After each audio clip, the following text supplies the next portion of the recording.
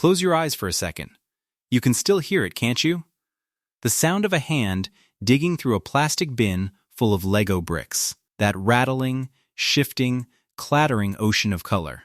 You remember the feel of two bricks pressing together, that soft, precise click that meant they were locked. You remember pulling them apart with your teeth when your fingers gave up.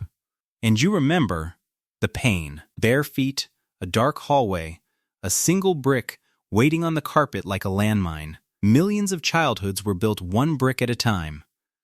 But almost nobody ever asked where the bricks themselves were born. The answer is a small town in Denmark, on the flat, windy plains of Jutland. A town so small that the toy company built its airport, and inside that town, a factory that never slept. By the 1970s, Lego was no longer just a toy. It was a language spoken by children on every continent. In living rooms from Copenhagen to Chicago, the ritual was the same. The box opened, the bricks poured out, and the floor disappeared under a carpet of red, yellow, blue, and white. Parents learned to walk carefully. Children learned that anything could be built, taken apart, and built again. A Lego set never really ended. The castle became a spaceship. The spaceship became a house. The house became something no adult had a name for. That was the quiet genius of the brick. It didn't tell you what to imagine. And there was something else, something almost invisible. A brick made in 1965 still clicked perfectly into a brick made in 1975. No other toy on Earth could promise that. That promise was kept, day and night, in one place. Billund, Denmark. The story begins with a carpenter named Ole Kirk Christensen who started making wooden toys in his workshop during the hard years of the 1930s. He named his company after the Danish words "leg godt, play well."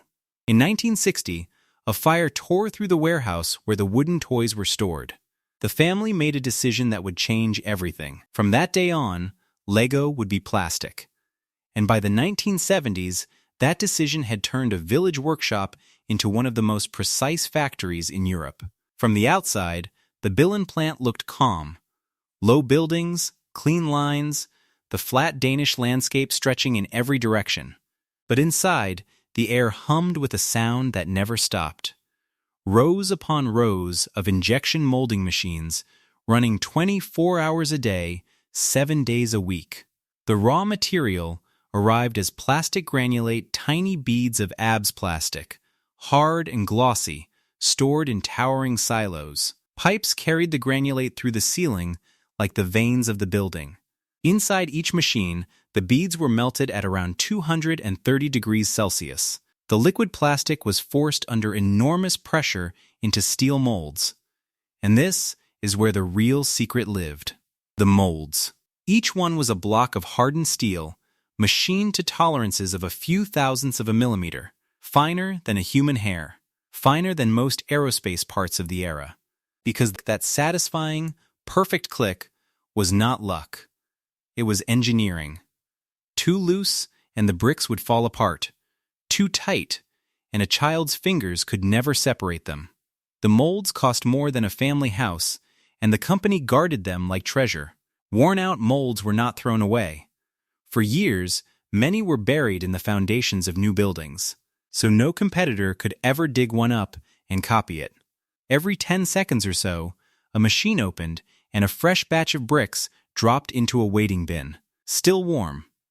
Glossy, perfect, the smell of hot plastic hung in the air, sweet, chemical, strangely comforting. Workers in the molding halls moved between the machines like caretakers, checking temperatures, clearing bins, feeding the endless appetite of the lines. At night, the halls ran with only a handful of people. Machines outnumbered humans. The bricks kept falling, hour after hour, into the quiet. From molding, the elements traveled to decorating and assembly. Some bricks received printed faces and details, pressed on by pad printing machines with surgical accuracy. Then came the packing lines, where the real choreography began. Bins of elements fed counting machines and conveyor lines. Workers, many of them local women from Billund and the surrounding farms, checked weights, filled boxes, folded instruction sheets. A set with 400 pieces had to contain exactly 400 pieces, not 399. A missing brick meant a broken promise to a child somewhere on the other side of the world. So the boxes were weighed to the gram, sealed, stacked, and sent out from a village of a few thousand people to every corner of the planet. What most people never knew is how strange this arrangement really was. One of the world's most beloved toys came almost entirely from one small town. Lego wasn't just in Billund. Lego essentially was Billund. The company built housing for workers.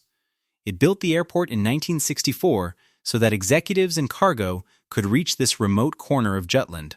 Generations of the same families walked through the factory gates. A grandmother in packing, a father in molding, a daughter in the print shop. The Kirk Christensen family still ran the company, and Gottfried, the founder's son, had personally shaped the modern brick. It was his patent, filed in 1958, that gave the brick its stud and tube coupling system. The design was so exact that it never needed to change. In the early years, the bricks had been made from cellulose acetate, a plastic that warped and faded with time. By the 1970s, everything ran on ABB's harder, sharper, color-fast. The engineers tested elements constantly. Machines pressed bricks together and pulled them apart thousands of times, measuring what the company called clutch power. Bricks were dropped, crushed, chewed by machines that imitated children's teeth. And in 1978, in the middle of this relentless routine, something small came off the lines. A little figure with a yellow head, a painted smile, and hands that could hold a cup. The minifigure. The factory that made bricks was now making citizens for the world's children built. But nothing runs forever unchanged. As the decades passed, the company grew into a global giant, and production spread far beyond Denmark. New plants opened in other countries. Machines were replaced by newer machines. Whole halls of 1970s equipment fell silent, dismantled, sold, or scrapped. The workers who spent their nights walking between the humming machines retired one by one. The Billund of small farmhouses and one extraordinary factory became a corporate campus with visitors from around the world. The old molding halls of the 1970s exist now mostly in photographs, faded color snapshots of men in overalls standing beside machines that never stopped. Nobody thought to film them properly. It was just work. It was just plastic. Who would ever want to remember it? The machines from those nights are gone now. The granulate silos have been rebuilt, automated, modernized.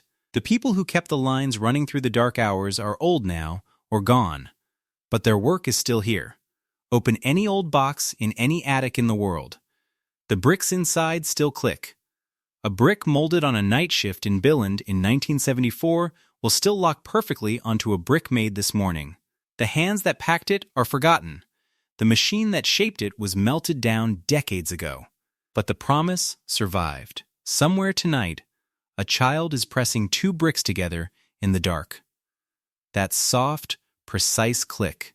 It's the sound of a factory that never slept, still echoing 50 years later. If you enjoyed this video, hit subscribe and join our community. Before the game began, someone built the machine. Not in a laboratory. Not in a clean room with white coats and calibrated instruments. In a converted warehouse in Sunnyvale, California, where the summers were dry and the air smelled of hot solder and carpet glue, and the people on the assembly floor were mostly young, mostly working their first manufacturing job, and mostly unaware that what they were putting together would change how an entire generation understood entertainment.